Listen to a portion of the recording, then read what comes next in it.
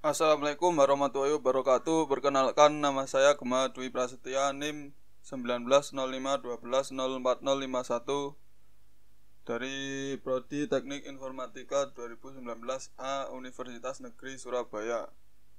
Di video ini saya akan menjelaskan tentang apa itu subnetting IP versi 4, pengertiannya, dan juga intinya kita akan membahas tentang praktikum subnetting IP versi 4. Tujuan dari praktikum ini: 1. Mengetahui konsep subnetting, 2. Mengetahui fungsi gateway, 3. Mensimulasikan subnetting dengan Cisco Packet Tracer. Jadi subnetting itu adalah proses membagi sebuah network menjadi beberapa subnetwork. Subnetting hanya dilakukan pada IP address kelas A, kelas B, dan kelas C. Dengan subnetting akan menciptakan beberapa network tambahan, tetapi mengurangi jumlah maksimum host yang ada dalam tiap network tersebut. Prinsip subnetting adalah memperbanyak network dari suatu network ID yang sudah ada, di mana sebagian host ID dikorbankan untuk digunakan dalam membuat ID host tambahan.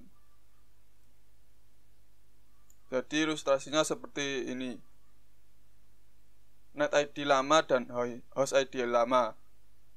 Jadi perhatikan host ID yang lama. Host ID yang lama ini akan dipecah menjadi dua, yaitu subnet ID dan host ID. Sehingga host ID yang baru ini akan menjadi kecil karena dipecah menjadi dua bagian, yaitu subnet ID dan host ID. Sehingga net ID dan subnet ID ini membentuk net ID baru CIDR, dan host ID akan membentuk host ID baru. Jadi host ID-nya akan kecil. Jadi dipotong, dipecah. Network dan broadcast. Dalam setiap kelompok IP terdapat dua IP yang bersifat khusus, yaitu network identitas suatu kelompok IP, broadcast alamat yang digunakan untuk memanggil semua IP yang berkorespondensi. Jadi network itu IP pertama dari suatu kelompok, dan broadcast itu IP terakhir dari suatu kelompok. Untuk perhitungan subnetting kita lebih mudah melakukannya dengan tabel ya. Untuk dengan binary ini agak susah. Selanjutnya kita menggunakan tabel saja agar lebih mudah. Untuk lebih jelasnya mengenai perhitungan ini, kita akan beralih ke sini, tabel subnetting kelas C ini. Jadi untuk menerjemahkan CIDR-nya, yaitu untuk contohnya /24 itu subnet max-nya 255.255.255.0. Jadi jumlah IP-nya 256 dan jumlah bloknya 1 dan blok networknya 0 sampai 255.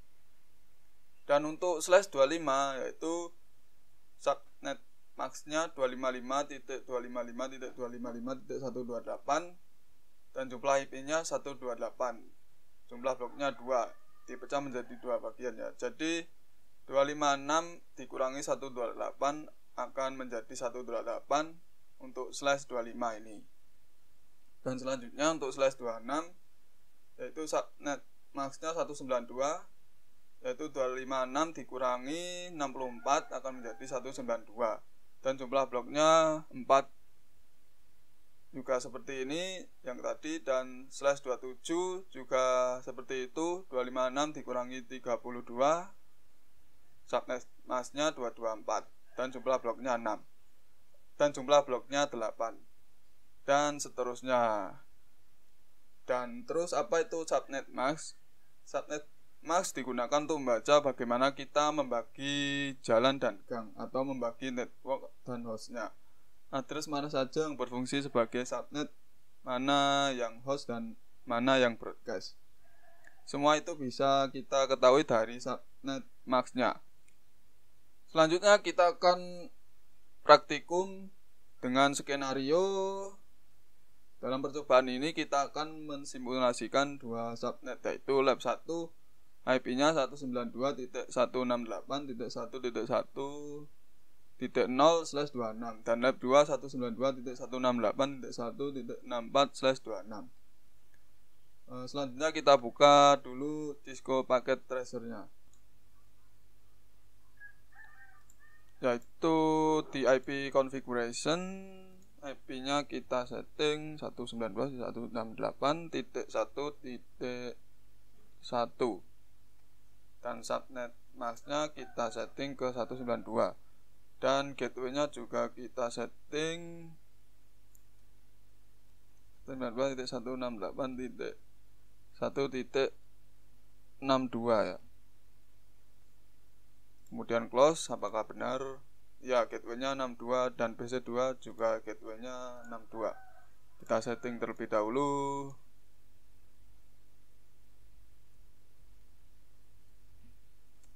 Enter, kemudian 192 dan gateway-nya kita isi 62. Kemudian close. Dan PC3 tidak ada gateway-nya, PC4 ada gateway-nya yaitu 126 dan PC5, PC6 tidak ada gateway-nya. Kita setting juga PC3 tidak ada gateway-nya.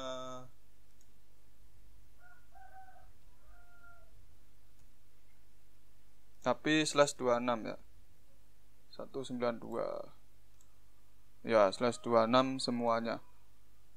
Di sini kita ke IP-nya ke 65 ya, karena awalnya 64. 168.1.65. Kemudian subnetnya jangan lupa 192 dan gateway-nya kita gak usah isi. Tadi keisi atau enggak? Tidak ada. Kemudian IP-nya 192.168 di PC6 kita isi 1.66. Subnet masknya 192, gateway-nya gak usah isi. Di sini juga 92.168.1.67. Subnet masknya jangan lupa. Dan sudah, gateway-nya gak usah. Di sini gateway-nya sudah terpasang atau belum? Kita pasang di PC4 168.1.126 gateway-nya. Jadi di sini gateway akan berpengaruh sekali karena akan melintas jaringan nanti ya. Oke, sudah selesai membuat langkah yang pertama, yaitu men-setting dan mengkonfigurasi. Selanjutnya kita ke percobaan kedua. Setelah setting IP selesai, pindahkan mode ke simulasi lalu buat skenario seperti berikut. Edit filter event list ke ICMP ya. Mari kita lakukan ke Cisco Packet Tracer. Kembali lagi. Seperti langkah percobaan kedua, kita ke mode simulasi. Jangan lupa kita edit filternya ya, show atau all atau non. Edit filternya ubah ke ICMP saja. Dan kita buat simbol PDU ke PC1 ke PC3. Dan kita amati apakah yang terjadi. Jadi PC1 akan mengirimkan ke switch-nya dan switch akan mengirimkan ke PC3. Dan tidak ada masalah karena ini dalam satu subnet. Jadi tidak ada masalah walaupun PC3 tadi tidak ada gateway-nya. Jadi aman-aman saja karena ada pada subnet yang sama. Kemudian kita lanjut ke PC1 ke PC4. Jadi PC1 ke PC3 tadi sudah ya, kita buat PC1 ke PC4.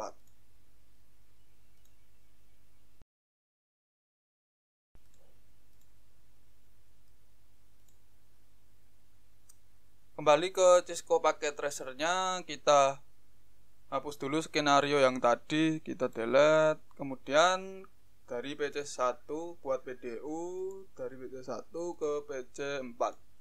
Dan kita akan melihat yang terjadi ya. Jadi PC1 kok gak bisa? Kenapa tadi tidak bisa? Karena kita belum on kan portnya ya. Maaf, tadi kita on kan dulu portnya. Di sini di routernya kita on kan, dan kita buat lagi PC PDU-nya PC1 ke PC4. Kita lihat apakah yang terjadi. Di sini tetap gak bisa. Oh, tunggu hijau terlebih dahulu. Baik, kita sudah selesai portnya di on kan dan sudah hijau semua, dan kita akan mencoba praktikum yang kedua tadi dari PC1 ke PC4. Dan kita amati apa yang terjadi.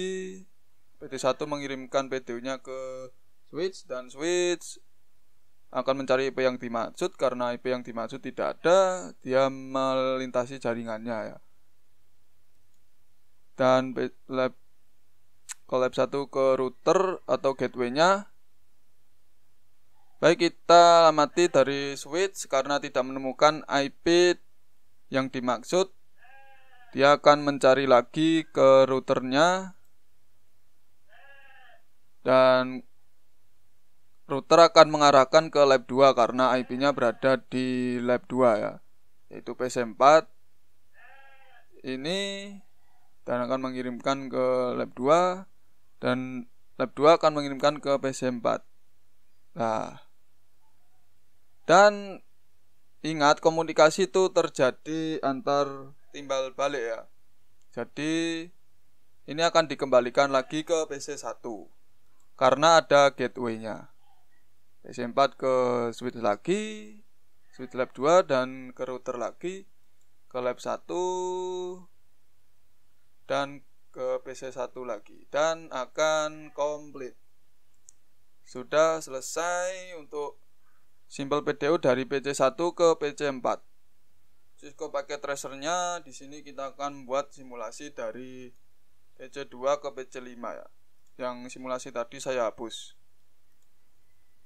Kemudian kita amati sekali lagi, PC2 mengirim ke switch dan mencari IP-nya. Karena tidak ada, dia terlempar ke routernya karena ada gateway, dan terlempar lagi ke lab 2, dan lab 2 akan mencari IP tadi secara broadcast. Dan kita lihat di sini tanda silang semua karena di PC5 ini tidak ada gateway-nya ya. Jadi tidak ada yang mengembalikan. Dia tidak tahu cara mengembalikannya. Jadi dari PC2 ke PC5 tidak komplit karena tidak ada gateway-nya. Kemudian kita ke PC3 ke PC6. Kemudian kita hapus dulu. Baik, kita buat simulasi dari PC3 ke PC6. Kita kembali lagi ke simulasi Cisco paket tracernya yang tadi sudah saya hapus, dan kita amati PC3 ke PC6. Kita play. Nah, ini sudah XX. Karena di PC3 ini tidak ada gateway ya, dia tidak akan menemukan IP yang dicari karena tidak ada pintu keluarnya. Jadi gateway itu sangat penting di sini sebagai pelempar antar lintas jaringan. Jadi karena tidak ada gateway-nya PC3, jadi komunikasinya tidak komplit ya. Kemudian kita lakukan lagi percobaan yang ketiga. Tapi sebelumnya di sini intinya peran gateway itu sangat penting karena sebagai penghubung lintas jaringan ya. Jadi ke lab 1 ke lab 2 atau seterusnya. Kalau tidak ada gateway tidak akan terjadi komunikasi ya. Seperti tadi di PC 1 ke PC dari PC2 ke PC5 tadi tidak ada, PC5 tidak ada gateway-nya ya. Jadi tidak akan dikembalikan ya. Jadi tidak komplit juga. Percobaan yang kedua kita sudah selesai dan kita akan beralih ke langkah ketiga, yaitu setelah selesai membuat simulasi pada poin 2, kembalikan mode ke real time. Lalu coba lakukan tracing sebagai berikut. Jadi tracing dari PC1 ke PC3, PC1 ke PC4, PC2 ke PC5, PC3 ke PC6 dengan perintah tracing tracer ke IP tujuan. Misal dari PC1 ke PC4 kita tracer dari 192 tracer 192.168.1.65. Mari kita coba, kita delete terlebih dahulu tadi. Kemudian kita beralih ke mode real time dari PC1 ke PC3. Kita amati dengan command prompt, kemudian tracer 92.168.1.3 ya. Enter dan sudah ketemu, berarti trace komplit. Untuk PC1 ke PC3 tracernya komplit. Baik, PC1 ke PC3 kita sudah melakukan tracingnya. Sekarang kita lakukan dari PC1 ke PC4. Kita lakukan dari PC1 ke command prompt lagi. Dan ini ctrl-c saja. Dan tracer IP dari PC4 168.1.65 ya. Kita tunggu dan langsung saja beres. Jadi ke routernya terlebih dahulu atau ke gateway-nya yaitu 62, kemudian mencari IP yang dimaksud yaitu 65. Jadi ini komplit trace-nya ya. Kemudian ke dari PC2 ke PC5 kita mati juga. PC2 command prompt tracer 192.168.1.66. Benar ya. Kemudian kita tunggu apakah yang terjadi. PC2 melempar ke gateway-nya atau ke routernya dan akan mencari alamat yang IP yang dimaksud. Dan ini akan request timeout ya, seperti yang ada di simulasi tadi, dia tidak bisa mengembalikan karena tidak ada gateway-nya ya. Dan ini akan request timeout terus menerus, tidak akan berhenti. Kemudian kita close karena tidak komplit. Kemudian tracing dari PC3 ke PC6. PC3 kita ke command prompt lagi, kita ke command prompt lagi dan kemudian kita ketikkan IP tracer IP yang dituju 1.67 ya. PC3 ke PC6 dan kita lihat apa yang terjadi. Ini akan request timeout terus ya, karena PC3 ini tidak mempunyai gateway. Jadi dia tidak bisa berkomunikasi antar jaringan ya, atau lintas jaringan, karena tidak mempunyai pintu keluar atau gateway. Dan ini akan request timeout terus seperti yang ada di simulasi tadi. Untuk praktikumnya sudah selesai sampai di sini ya. Jadi di sini gateway sangat berperan penting karena dia bisa melempar dari lab 1 atau ke lab 2 ya, intinya sebagai penghubung antar lintas jaringan. Dan kurang lebihnya seperti itu. Mohon maaf kalau bila ada kesalahan. Wassalamualaikum warahmatullahi wabarakatuh.